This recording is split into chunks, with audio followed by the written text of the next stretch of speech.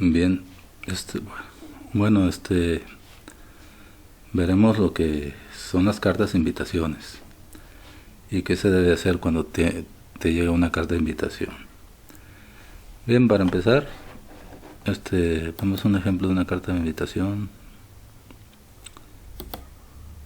Cuando te llega una carta de invitación, te llega con el folio de remitente de servicio, que es el Servicio de Administración Tributaria, y ya te dice tu nombre y te manda tus datos. Dice aquí que tienes pendiente de presentar el 21 de octubre de 2021 las declaraciones de IVA y de ICR en el RIF. Dice que pago definitivo bimestral de régimen de incorporación fiscal. Dice que si cumples con tus obligaciones fiscales en las fechas que corresponden para evitar multas y en su caso recargos y actualizaciones por falta de pago. También nos dice que recuerdes que si ya cumpliste las obligaciones señaladas antes de recibir este mensaje, pues favor de hacer caso omiso al contenido de la misma, y en caso contrario realiza el pago que resulte en el banco o bien presentarla a tu declaración donde corresponda en el SAT, si es en ceros en este caso. En el banco va cuando tienes que pagar algo. Bien, enseguida vemos ¿por qué te llega una carta de invitación? Pues una carta de invitación, vamos a ver, una carta de invitación te llega porque tienes algo pendiente. Vamos a ver, ahorita a leer un poquito y vamos a ver.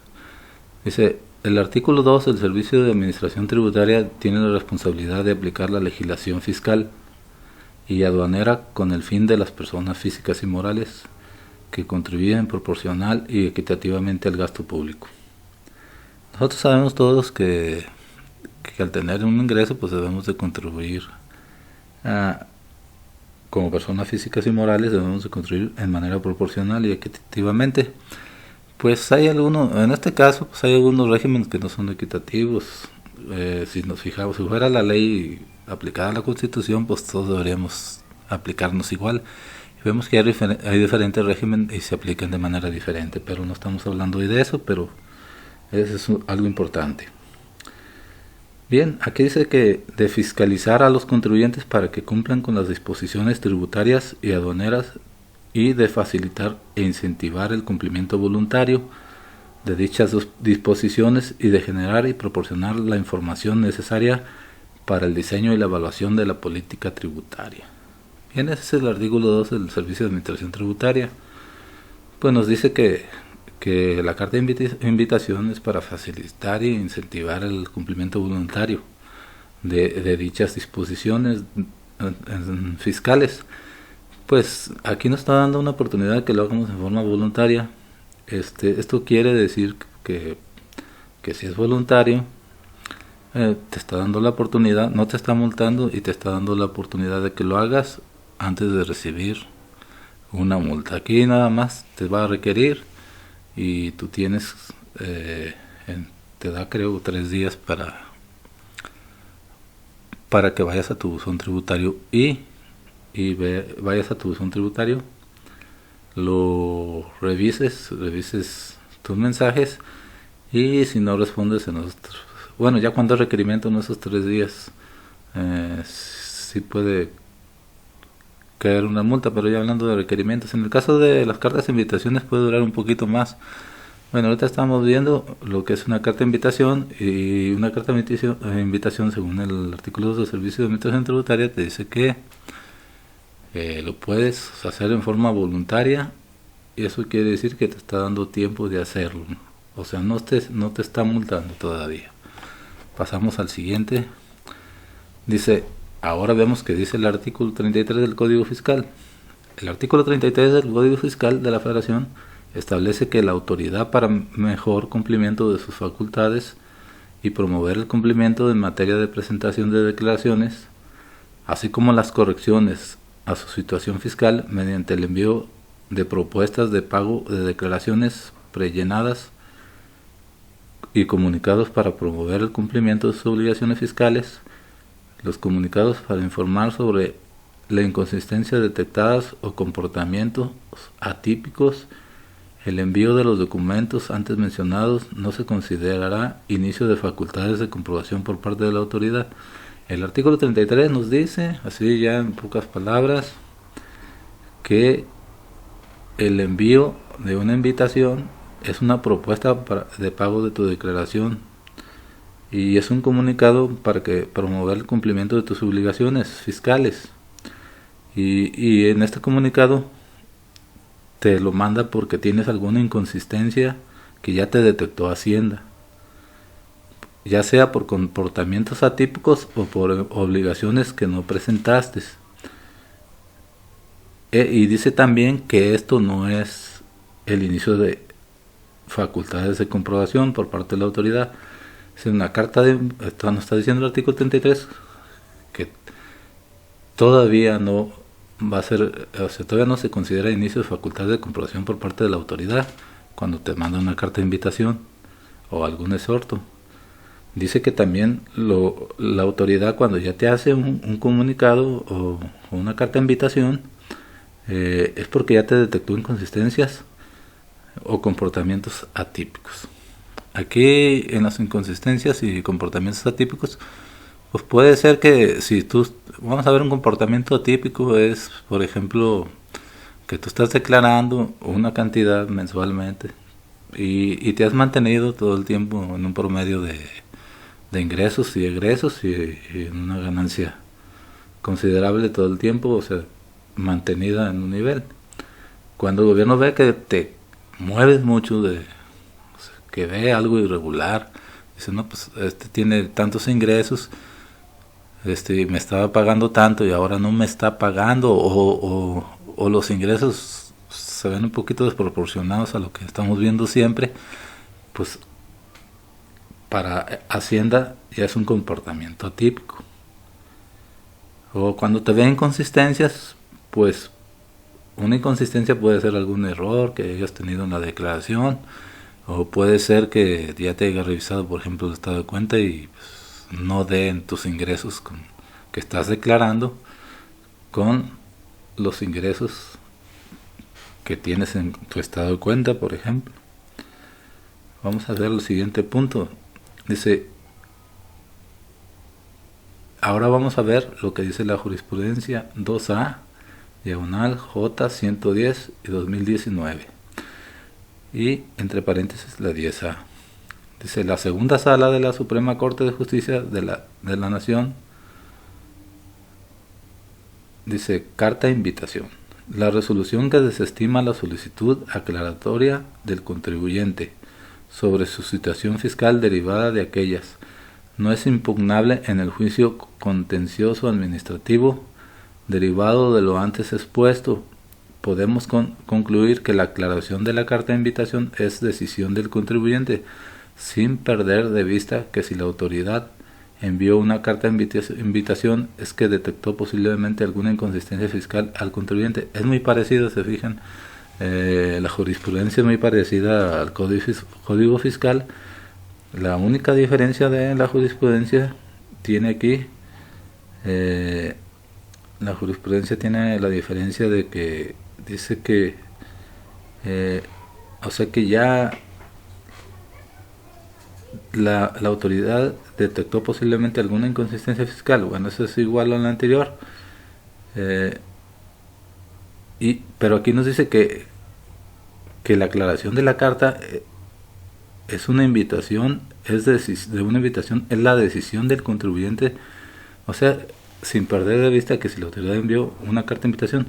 Aquí dice que para tú aclarar una carta invitación lo puedes hacer, pero es decisión tuya. Si no la quieres aclarar, puedes dejarlo así, pero que tengas, o sea, que tú tengas tu consideración que ya la autoridad posiblemente detectó alguna inconsistencia fiscal. Entonces, si la autoridad pues ya te detectó una inconsistencia fiscal, pues hay que responderla de otra manera. Por ejemplo, si Si no hiciste, si te está mandando una carta de invitación por ejemplo, obligaciones no presentadas, y te las detectó, pues te está mandando, por ejemplo, vimos al inicio que te estaba mandando una carta de invitación de que cumplas con tus obligaciones fiscales, que era del ICR y el IVA. Ese fue un ejemplo que vimos al inicio. Y eso es lo que dice aquí la jurisprudencia. Más que la contestes, dice que es decisión del contribuyente. Por ejemplo, eso quiere decir que si quieres aclarar o no, o sea que, por ejemplo, te llega requerimiento, bueno, perdón, te llega la carta de invitación y tú ves que sí declaraste, pues ya es tu consideración. Si quieres responder en el portal del SAT, que es donde se responde, si quieres responderle, le respondes, y si no quieres, no. También es importante ver qué es una jurisprudencia. Para saber, la palabra jurisprudencia dice, proviene del latín jurisprudencia, compuesta por el vocablo juris, que significa derecho, y prudencia, que quiere decir conocimiento y ciencia. En términos generales se ha definido como un conjunto de tesis que constituyen valioso material de orientación y enseñanza, que señalan a los jueces la solución de la multiplicidad de cuestiones jurídicas que contemplan, que suplen las lagunas y deficiencias del orden jurídico positivo que guían al legislador en el sendero de su obra futura. En el caso de México, la jurisprudencia judicial es la interpretación de la ley, firme y reiterada, y de resonancia obligatoria, que emana de las ejecutorias pronunciadas por la Suprema Corte de Justicia de la Nación, funcionando en pleno o por salas o por los tribunales colegiados de circuito. Nosotros podemos tener un ejemplo de jurisprudencia. Un ejemplo de jurisprudencia, por ejemplo, es cuando las empresas, muchas empresas se ampararon de la contabilidad electrónica. Por eso cuando tú haces una declaración, te sale un recuadro que dice que si vas a mandar el envío de la contabilidad electrónica, dice que si tú estás amparado, no, si quieres no la puedes, si quieres no declararla, no hagas la declaración de la contabilidad electrónica, porque ahí lo que hay, ya se hizo una jurisprudencia que nos dice que ciertas empresas están amparadas porque es anticonstitucional el hecho. En este caso, es anticonstitucional, y ¿quién decide que es anticonstitucional? Lo decide la Suprema Corte. La Suprema Corte decide que es inconstitucional por medio de una jurisprudencia. Las jurisprudencias son varias tesis, y de esas varias tesis, y hay varios jueces que dan su opinión de la interpretación de la ley, en este caso la Constitución. La Constitución, si sabemos que es la parte más alta de nuestras leyes, y es quien decide si las leyes que están abajo, como ICR y IVA, que son abajo de la Constitución,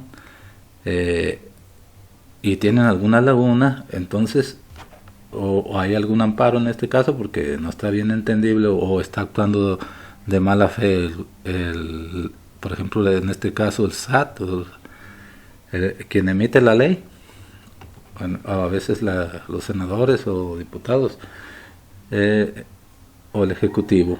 Entonces, si ellos están mandando, por ejemplo, una ley que es anticonstitucional, se hace un amparo, y los jueces dan su votación y dan su, en este caso, en una tesis, cada quien valoran si es anticonstitucional,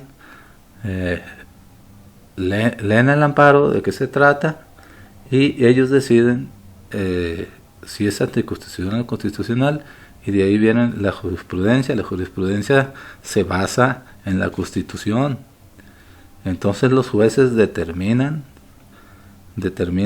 si en verdad es anticonstitucional la ley. En este caso, el ejemplo es la contabilidad electrónica.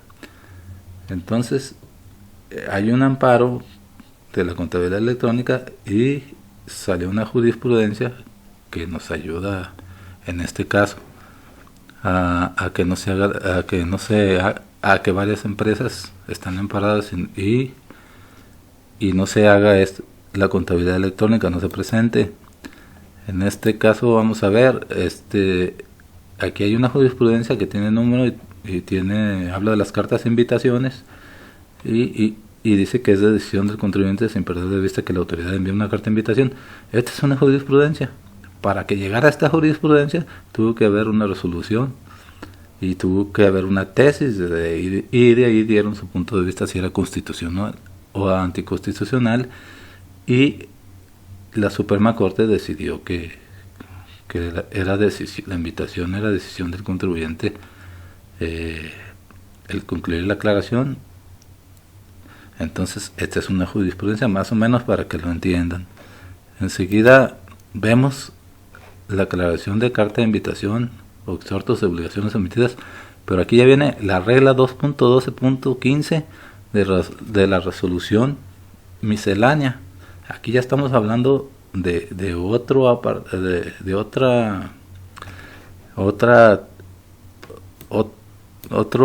proposición de ley. Por ejemplo, vamos a ver qué es la resolución miscelánea.